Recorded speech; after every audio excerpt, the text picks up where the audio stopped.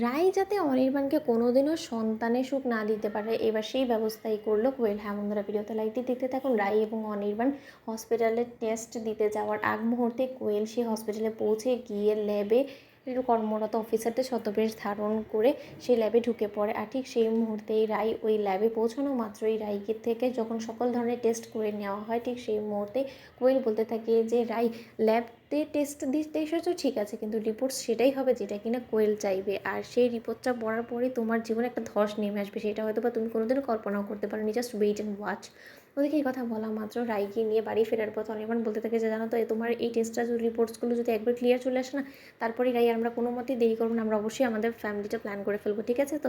তখন রাই বলতে থাকে যে অনির্বাণ, এতটা ব্যতিব্যস্ত হওয়ার কী আছে বলো তো, তুমি কেন এতটা স্বপ্ন দেখে ফেলছো বলো তো, এতটা স্বপ্ন দেখাও ভালো না। তখন অনির্বাণ বলতে থাকে যে কেন মিছিমিছি স্বপ্ন দেখছি নাকি, তোমার কি মনে হয় যে আমার এই স্বপ্নটা কোনোদিনও পূরণ হবে না? তখন রাই বলতে থাকে যে কে বলতে পারে বলো, কখন বিপদ আপদ আমাদের উপরে চলে আসে। তখন অনির্বাণ রাইকে থামিয়ে দিয়ে বলতে থাকে যে যা বিপদ আপদ আসবে সে সব কিছু আমি সামলে নিব, তুমি শুধু আমার সন্তানের খেয়াল রাখবে, এতটুকুই তোমার দায়িত্ব হবে। তখন রাই বলতে থাকে যে এখন তো দেখছি যে বাবা, এটা একটা মহা একটা বিপদে আমি পড়ে যাব যখন কিনা আমি কনসিভ করব, কারণ তখন তো হয়তো বা দেখা যাবে যে তোমার পুরোপুরি কনসেন্ট্রেশন আমার সন্তানের উপরে থেকে যাবে, তখন তো তুমি আর আমাকে মোটেও ভালোবাসবে না অনির্বাণ। তখন অনির্বাণ হেসে হেসে বলতে থাকে যে অবশ্যই, যে কিনা আমাদের দুজনের প্রথম চিহ্ন হবে তাকেই তো অবশ্যই বেশি ভালোবাসা দিতে হবে, তাই না? তুমিও তো আমাকে তখন ভালোবাসতে ভুলে যাবে, তাই না রাই?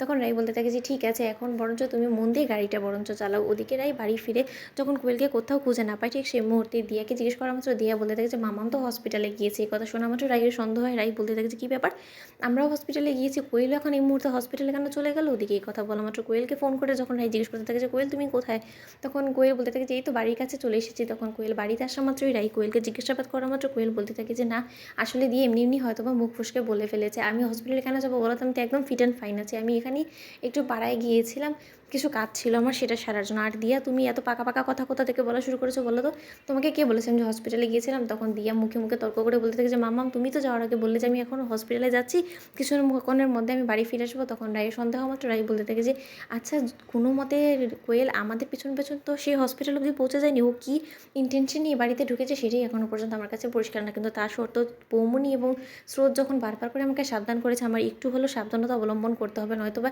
এমন হতে পারে যে হয়তোবা ও কোনো উদ্দেশ্য নিয়ে এসেছে সেটা আমি কোনো মতে আন্দাজ করতে পারিনি, আর ও আমার সংসারে আঘাত এনে দুমড়ে মুচড়ে সব কিছু শেষ করে দিল। ওদিকে কোয়েল নিজের রুমে যাওয়া মাত্র কোয়েল বলতে থাকে যে রাই, তুমি আমাকে নিয়ে যতই সন্দেহ করো না কেন, কিন্তু তুমি আজ কোনো কিছু আজ করার আগেই দেখবে সব কিছু তোমার জীবন থেকে শেষ হয়ে যাবে। তোমার জীবনের আশার আলো জেগে ওঠার আগে আমি সব শেষ করে দিব, তখন না থাকবে তুমি আর না থাকবে তোমার এই সন্দেহটা, এই বাড়িতে সবই চলে যাবে। তো বন্ধুরা, ভিডিওটি ভালো লেগে থাকলে কেমন শেয়ার সাবস্ক্রাইব করতে বলুন।